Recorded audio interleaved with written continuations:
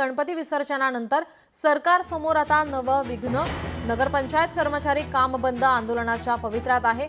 आझाद मैदानावर सरकार विरुद्ध धरणे आंदोलन करण्यात येणार आहे। 2 महिन्यांपासून वेतन मिळत नसल्याने आंदोलन करण्यात येणार आहे। मागण्या पूर्ण झाल्या नाही तर काम बंद आंदोलनाचा इशारा देण्यात आलेला आहे।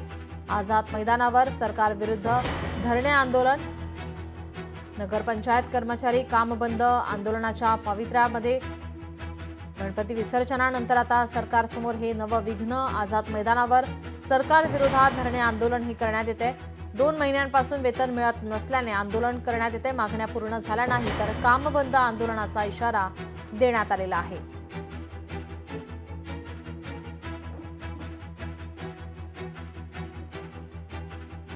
आपल्या प्रतिनिधी भाग्यश्री प्रधान आचार्य आपल्यासोबत जोडलेले आहेत। भाग्यश्री, आपण पाहतोय नगरपंचायत कर्मचारी काम बंद आंदोलनाच्या पवित्र्यामध्ये आहेत, काय अधिकची माहिती?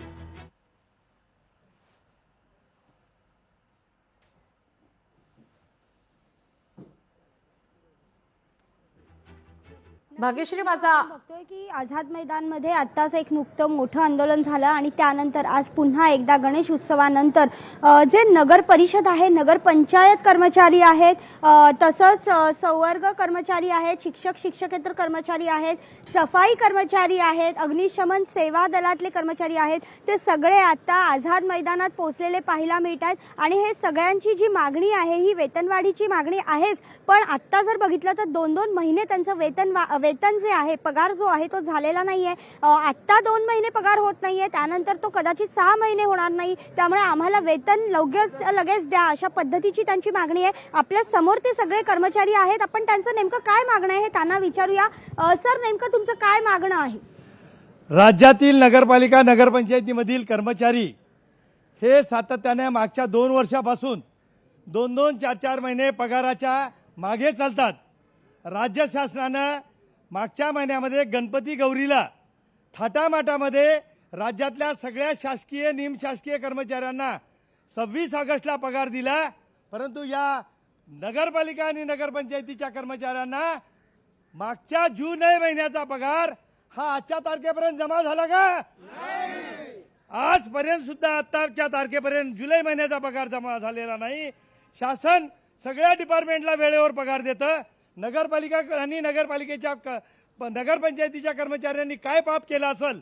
हे सगळे कंत्राटी कर्मचारी आहेत का? काय आहे ह्याच्यामध्ये कोणाचा समावेश आहे? या नगरपालिका नगरपंचायतीमधील सफाई कामगार असतील, अग्निशमनचे कर्मचारी असतील, कंत्राटी कामगार असतील, आस्थापनेवरचे कर्मचारी असतील, संवर्गाचे अधिकारी असतील, कर्मचारी असतील आणि त्याच्यात सेवानिवृत्त कर्मचारी असतील आणि नगरपालिकेमध्ये कार्यरत असलेला सीओ सुद्धा असेल, या सर्वांचे वेतन हे मागच्या 2 वर्षापासून 2-2, 3-3 महिने मागे पडलेलं आहे।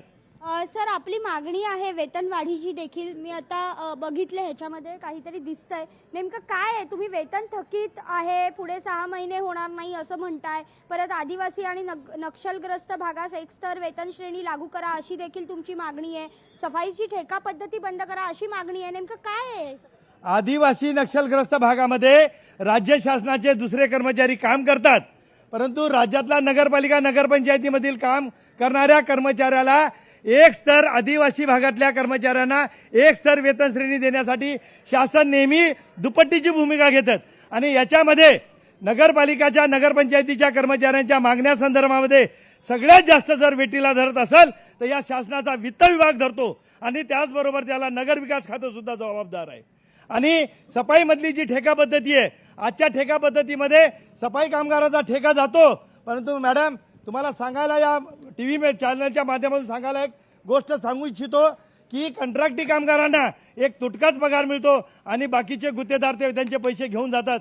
किमान वेतनाप्रमाणे प्रत्येक कंत्राटी कामगाराला वेतन मिळालंच पाहिजे, ही आमची प्रामुख्याने मागणी आहे। सध्या सर किती कर्मचारी आहेत? आता आपल्याबरोबर किती आलेले आहेत? काय आता सध्याचे आमचे नगरपालिका नगरपंचायतीमधून सध्या साधारणतः 1 ते 1,500 जवळपास कर्मचारी आहेत।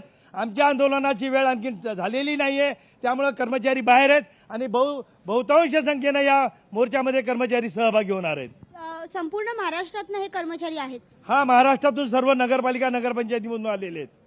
नक्कीच नीलम, तर आपण बघतोय की एकंदरीतच या कर्मचाऱ्यांना 2-2 महिने वेतन मिळत नाही आणि हे वेतन त्यांना मिळावं यासाठी त्यांचे प्रयत्न सुरू आहेत. आज 2 महिने मिळत नाही, 6 महिने मिळणार नाही. शासन, वित्त विभाग आम्हाला आमचे पगार वेळेवर का देत नाही? त्याचबरोबर आता गौरी गणपती सण झाला तरी देखील आमचे पगार मात्र अजून वेळेवर आलेले नाहीये. अशा पद्धतीची जी मागणी आहे ते सगळे इकडे बसलेले हे कर्मचारी करताना पाहायला मिळतात. नीलम जी, धन्यवाद भाग्यश्री आपण दिलेल्या सविस्तर माहितीसाठी. लोकशाही मराठी ऐका, पहा, जागरूक रहा.